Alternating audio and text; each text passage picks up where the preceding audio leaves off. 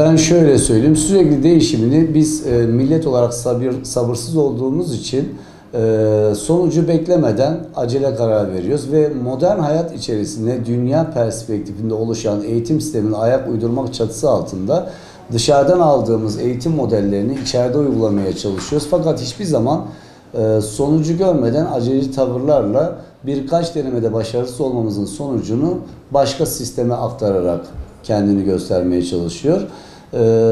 Bu yıl ilk defa yeni bir sisteme gireceğiz.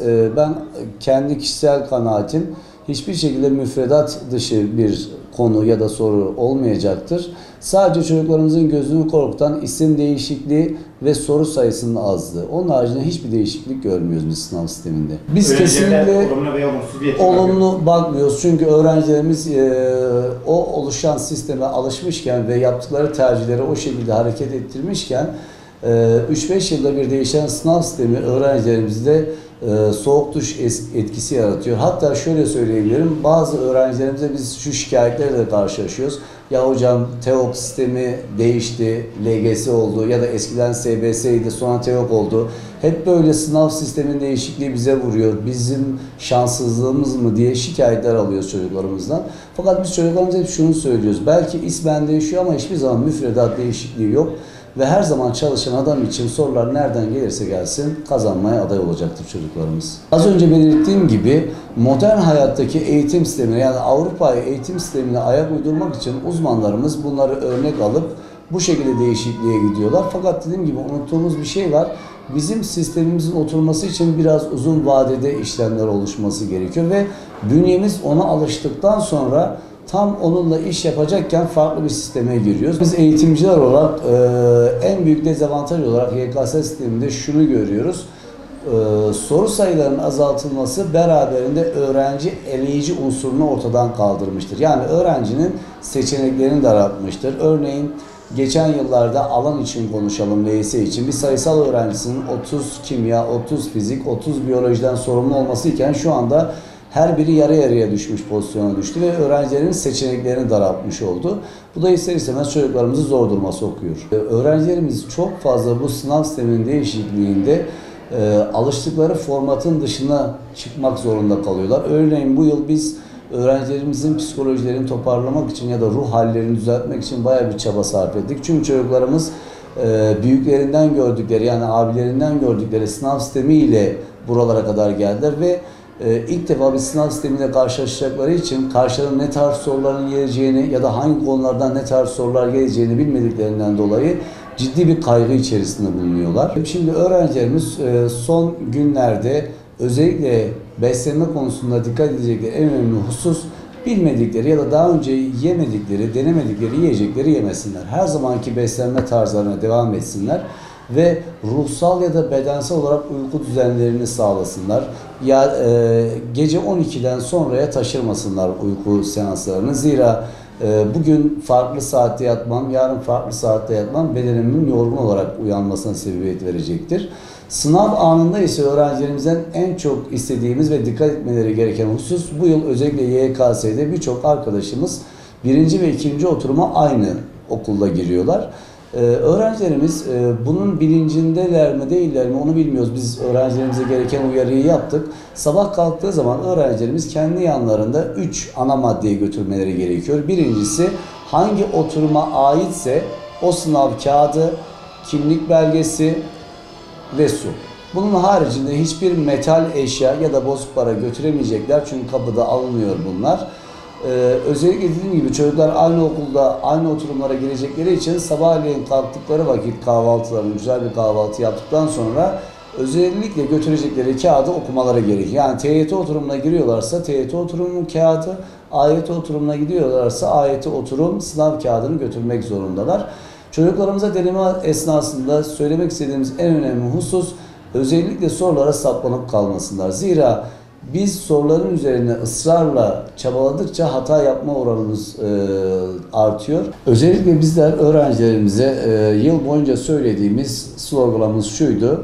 Sınav bütün soruları cevaplama sınavı değildir. Aksine bildiğini yapma sınavıdır. Zaten öğrencilerimiz bu şekilde davrandıkları vakit hata oranını düşüreceklerdir ve sınav çıkışında moral motivasyonlarını yüksek tutacaklardır. Zira bildiğiniz üzere eski sistemde birinci ve ikinci oturum yani YGS ve LYS sınavlarımız farklı tarihlerde, farklı aylarda olduğu için aradaki süreçte yani LYS sınavına kadarki süreçte çocuklarımız sıkıntı yaşamazlardı ya da YGS'de kötü geçtiği zaman sonucu tekrar kendini toparlamaya bir zaman sağlayacaklardı.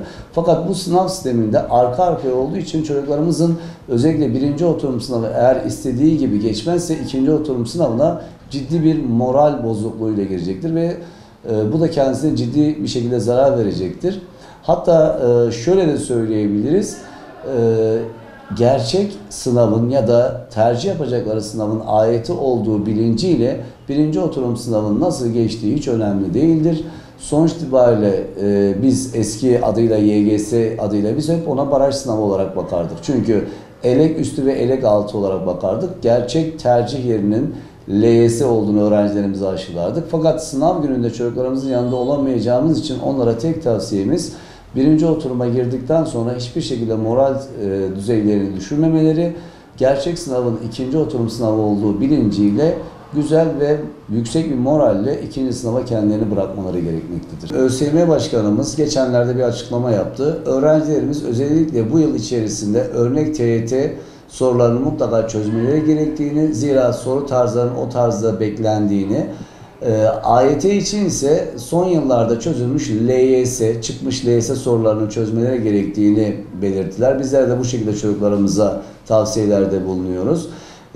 Çocuklarımız bu tarz soruları çözdükten sonra her şeyden öte yaptıkları çalışmaların karşılığını o sınavda alacakları bilinciyle hiçbir şekilde moral bozukluğu yaşamamaları gerekiyor.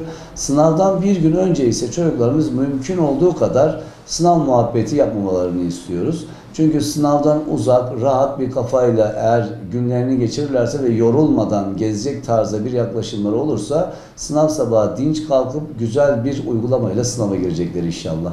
Öncelikle çocuklarımız sınav anında okula ne çok erken gitmelerini istiyoruz ya da ne de çok geç gitmelerini istiyoruz. Bildiğiniz üzere bu yıl şöyle bir kural geliştirildi. Saat tam 10 olunca kapılar kapanacak ve sınav 10'u 15 geç yani 10 çeyrekte başlayacaktır.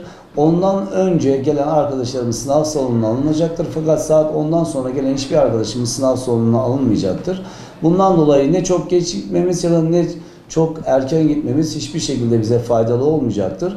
Bir de sevgili arkadaşlarımız öncelikle sınav yerlerini ya da okullarını görmeleri, sınav anında yapacakları seyahat ya da araçlarıyla gittikleri vakit önceden okulu gördüklerinden dolayı okulu aramama gereği oluşacaktır kendilerinde. Biz her zaman şunu söyleriz, sınav kaygısı olağan bir şeydir ve normal olan bir şeydir. Zira çalışan arkadaşlarımıza kaygı oluşması gayet normaldir. Fakat aşırı kaygı ya da yetersiz kaygı problem yaratacaktır. Aşırı kaygı öğrencinin kendisini fiziksel olarak ya da bedensel olarak kasmasına sebebiyet verecektir. Ve bu sebebiyet ister istemez bildiği soruları dahi yanlış yapacağına sebebiyet verecektir. Çocuklara tavsiyemiz öncelikle bildiği konularla ilgili ya da dönem içerisinde denemelerde nasıl deneme çözdüyse ya da en iyi bildiği yerden başladığı zaman o kaygı ortadan kalkacaktır ve rahat bir şekilde sınavına devam ettirecektir. Şıklar mevzusuna gelelim. Hiçbir zaman çocuklarımız iki şık arasında kaldıkları vakit ilk aklına gelenleri işaretlemesinler. Benim kendilerine tavsiyem parçaya tekrar dönsünler ya da kendisinden sonra ne istiyorsa ona tekrar dönsünler. Zira orada kaçırdıkları ya da gözden kaçırdıkları küçük bir hata onları yanlış yapma lüksüne sebebiyet verecektir. Bundan dolayı sorularla fazla uğraşmadan okuyup anlamaya dayalı yönlerini ortaya çıkarıp onun haricinde fazla zaman harcamamalılar. Çünkü yarıştıkları bir süre zarfı vardır. Birinci oturum için konuşuyoruz. Çünkü anlamaya ve yorumlamaya dayalı olduğundan dolayı. İkinci oturumda çok fazla zaman kaygısı güdeceklerini zannetmiyoruz.